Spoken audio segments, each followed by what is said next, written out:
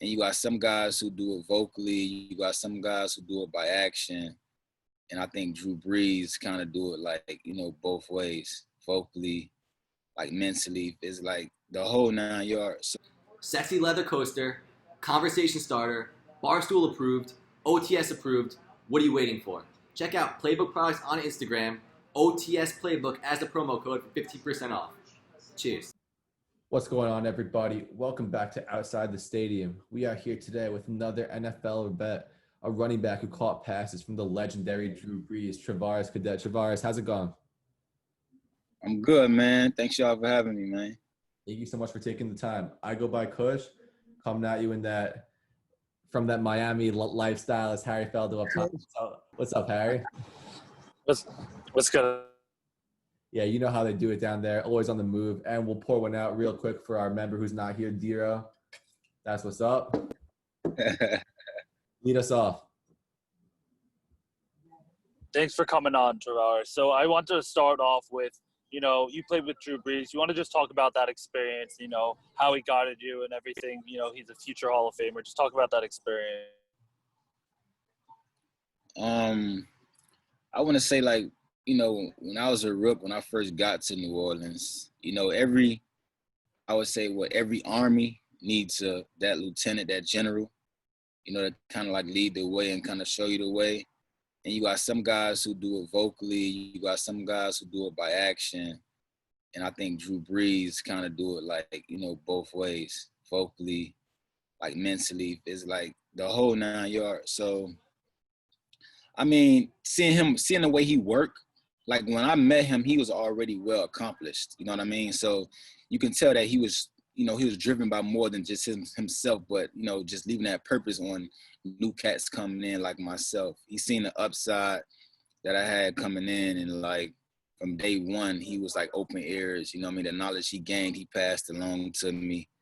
I think his philosophy is to embrace the process, win each day. I think a lot of young cats like myself that came in, we look forward to the future too much, that you miss the maximizing, your now. You miss the opportunity of your now. You know what I mean? So I think like with him, I learned to just like focus on, each minute, each hour, like, being the best you can possibly be. You know what I'm saying? So when that time do come, when your number is called, you know what I mean, you can show up. Yeah, for sure. And I think that's really telling because you were on two teams with Drew Brees who, were not the most successful teams. You guys went 7 and 9, and to see that attitude, that same, this minute, this hour, this game reflected in every single game, like that's pretty cool. Travaris transported inside, but we're chilling. So what's good? Travaris, I was just asking you right before we got disconnected. You've been out of the league since 2018.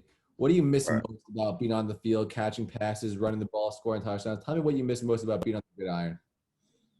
I mean, really be honest, my teammates, that's the number one thing I miss. Just like the unity and forming that, like those friendships that pretty much will last forever. And also just the process of, getting prepared, season in, season out. And then me playing ball since I've been 5. I mean, outside of football, I didn't know how to do nothing else outside of going to school. I mean, because I was blessed and fortunate to play for so long. But for the most part, man, I just miss the game. I love the game. You know what I'm saying? Pay or no pay. You know what I'm saying? I play this game for free. That's how much I love it. But for the most part, I would say just the process of getting ready and that grind. I mean, I still train hard. I'm still looking to get back in. You know what I mean? I had that devastating injury, but it was just a little bump in the road, man, to test my faith. Yeah, absolutely. I mean, that's a really good mentality. It's just all about, you just love the game and you're going to get back there for sure. So you actually touched on my next question. I wanted to ask you, can you talk about the recovery process from that injury you had? Man, I think for the most part, it tested my faith on so many levels in terms of just like the mental aspect of the game. It was something that was brought to my attention when I woke up in the hospital, how much like mental health is super important, more than the physical world. You know what I'm saying? Because if your mind is equipped, you can do whatever you want to do. But it's kind of like I got a motto: you train your mind, your body will follow. But I think like a doctor isn't a doctor until he's in a surgery room and something goes wrong. He has to make adjustments. You know what I mean? So I think as a player, like me having a devastating injury is nothing I could prepare for. Like I went back like the day before and that day, just trying to replay and see exactly what was it. Hints? Was it something? This is something that was just thrown at me. And in life, you get thrown curveballs. You got to be able to, get knocked down 100 times and get back up 101. But it was devastating. But for the most part, it just taught me more about myself and isolation, because I was in isolation for a while. You know what I mean? The whole recovery process, like the painfulness, trying to come back, trying to learn how to walk again, how to function, cut, run. It just was a whole process, bro. Yeah, for sure. I mean, I guess you were a quarantine vet at this point, so you were locked and loaded, right? I know that God never set me down for 5 months of my life where I just had so much to think about. Not for sure. I definitely hope you make it back out on the field. We're looking forward to seeing you. So tell me, I'm not going to call them headhunters. Some linebackers, some safeties, they like to come on and just lay out running backs out of the backfield, whether it's catching passes, whether it's in the hole. Which guys in the league were you like, shit, I gotta go against this guy today. I gotta go against this linebacker. I gotta go against this safety. Which guys were not the scariest, but the least favorable guys to go up against? I know Tyrann Matthews, like watching him and his versatility, just not even just his, just ball skills. I think just him being a complete player, like being able to swarm all over the place, and also playing against a guy like Von Miller, who can pretty much just destroy, everything that you have interior-wise. But I think more so than anything, probably like linebacker-wise, I mean, it's a number of guys. I know in practice it was Curtis Lofton. I mean, he was one of the guys that kind of like got after me a lot. And I would say more so than anything than anybody else, because he prepared me like during the weeks. I mean, he talked trash. I mean, he was big, he was fast, he was strong, he was agile. You know what I mean? So, I mean, outside of that, you had guys like Asante Samuel, who was super smart. You know what I mean? You could tell that he watched tons of film. He kind of knew what you was throwing at you before he even threw it. You know what I mean? But there's guys like that, man. I wouldn't say it's somebody that impacted us the most, but I would say probably like that San Francisco 49ers defense as a whole, like with Patrick Willis, Navarro Bowman, those cats right there who big, fast, strong, those guys, that pretty much gave you nightmares. For sure. I was going to say that's one of the most underrated defenses because they didn't win in the past like decade, even 20 years. Like that defense with Patrick Willis is scary. Yeah, wait, Travaris, give me Patrick Willis and Navarro Bowman or Brian Urlacher and Lance Briggs. Pick one duo. Right. In my era, I mean, Brian Urlacher was fast. I mean, Lance Briggs was pretty much like a headhunter.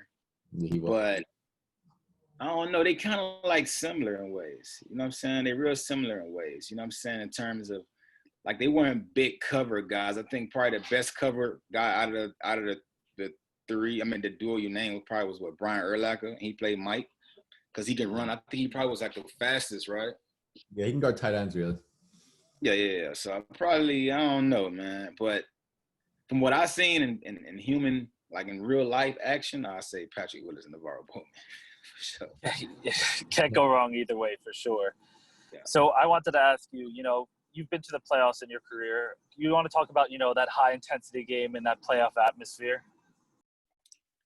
Yeah, man, because once you get there, like everything that you put in during the off season, during the year, during the whole process is pretty much at stake. You know what I mean? And it's kind of like you see guys like they do well, up until that point. Like, a fumble or a turnover or, different things can change the whole magnitude of a game. But I think my first playoff game was in Philadelphia.